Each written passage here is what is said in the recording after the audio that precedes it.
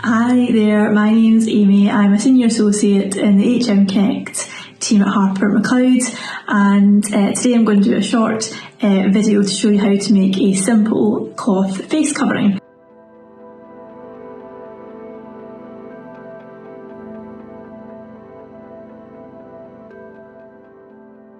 During my spare time in lockdown, I kept myself busy making these for family and friends, and we thought it would be useful to show just some simple instructions about how you can make one yourself at home.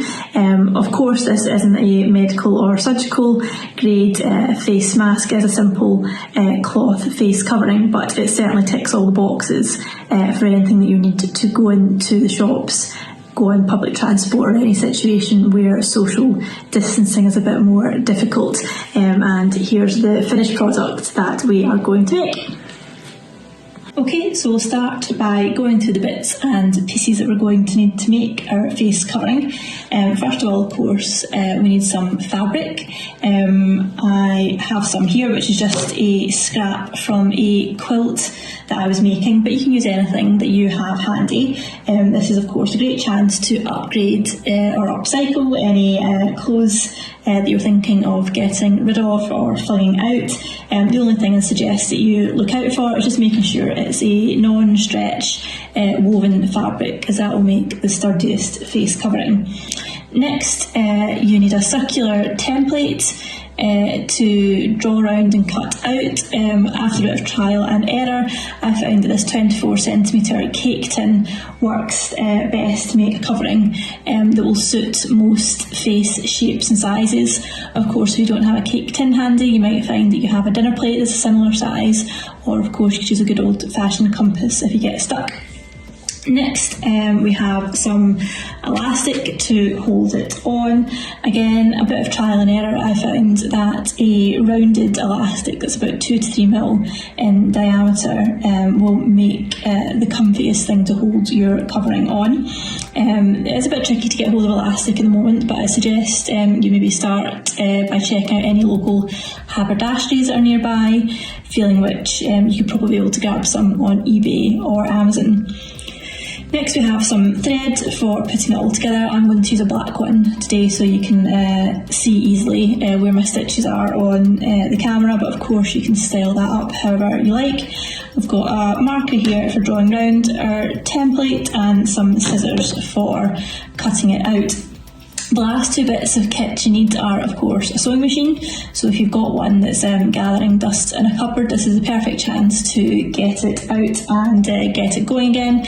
And finally, it's best to keep an iron on hand too, so that you can keep everything neat and pressed as we go along. So I'm just going to start by lining up my cake tin on my fabric, and then I'm just going to be drawing around it and cutting it out. So what we're going to do now is cut our circle into quarters. The best way to do this is just by taking your circle of fabric, folding it in half, and then folding it in half again.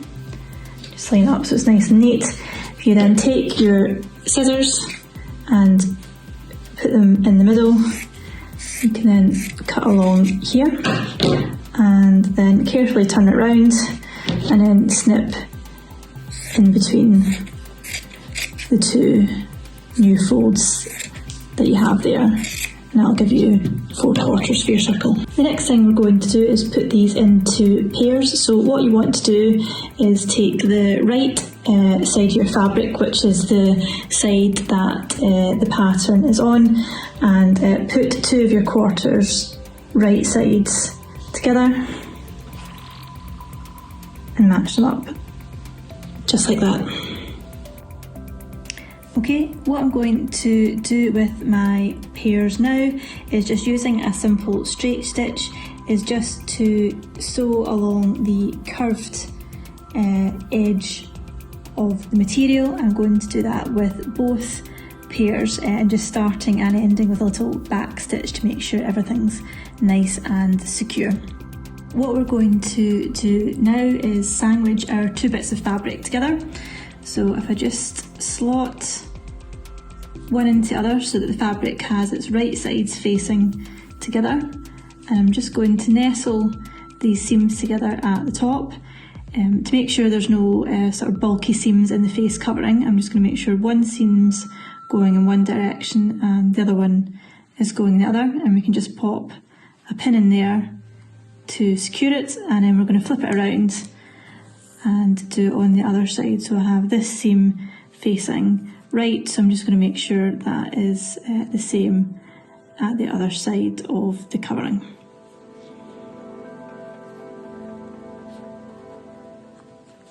There we go. Now that we have our bits of fabric lined up, you'll see it's starting to take some shape now. So with our seams pinned together, I'm just going to now line up the points at the top, and what we are going to do is, starting well into the fabric, we're going to stitch round the outside of the fabric to bring them together, and we're going to leave about an inch or so gap at the top, and that's so we can turn it inside out on itself. Again, we're going to use quite a narrow seam allowance, coming in just about 5mm from the edge as we go round.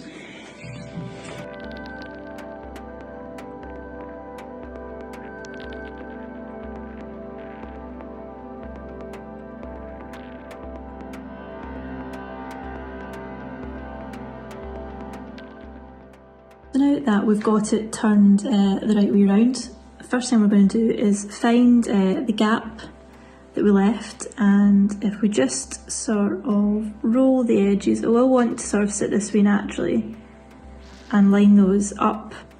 Best things to do is if you just hold that still and then press it, that will just keep that all in place. What we're going to do now is just press the whole face mask and get it looking quite neat and tidy before we top stitch it to start to finish it off. What I do just to make sure everything's all getting pressed the right way is when you get to seams, just roll them with your fingers and then press when you've got everything lined up. And there we go. Okay, so now that it's starting to take shape, what we are going to do next is, I've just trimmed up the trailing threads that we had here, and using that gap we left, I'm just going to pull the mask through the gap, and hopefully before too long we can pull that through and we have something that is starting to resemble a face mask.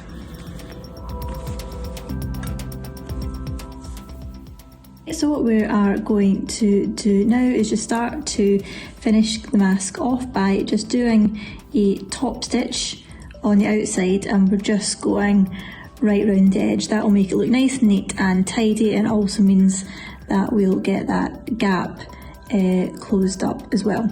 So again, just to make it look neat and tidy, I always find it's best just to start and finish on the seam there, which is what we're going to do. So I have just trimmed up the ends of the thread there. Now that we've finished top stitching, what we need to do next is to create a channel for the elastic to go through. So if we flip the mask over and just take one of the ends, what we're going to do is just fold it over once to give us a straight edge, and fold it over again to create the channel. You don't have to worry about being too neat and tidy here, but you're probably looking to fold it over just about 1 centimetre. And then all we're going to do is just again straight stitch it down this straight edge, because this is a point of the mask where there'll be a lot of tension and pulling on it. What you definitely want to make sure you do is a wee back stitch at the start and the end to make it nice and secure, and you're going to do that on both sides. And all that leaves us to do now is to put some elastic in the masks that will keep it secure over your ears.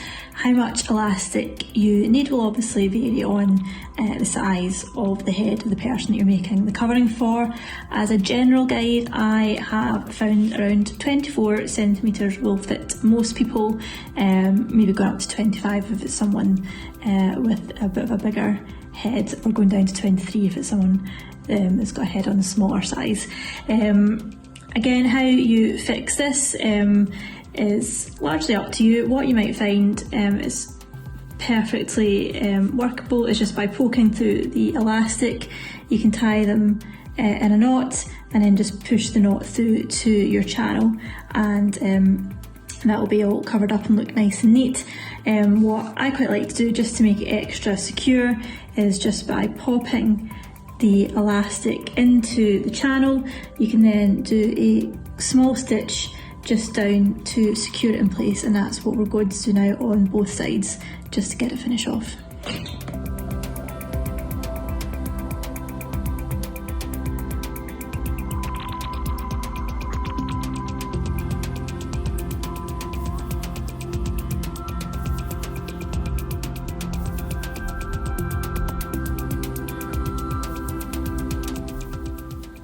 Okay, so that's us. I've just trimmed up the trailing threads to make it nice and neat, and there we have finished article, a comfortable to wear face covering that will help you when you have to go into shops or go into public transport.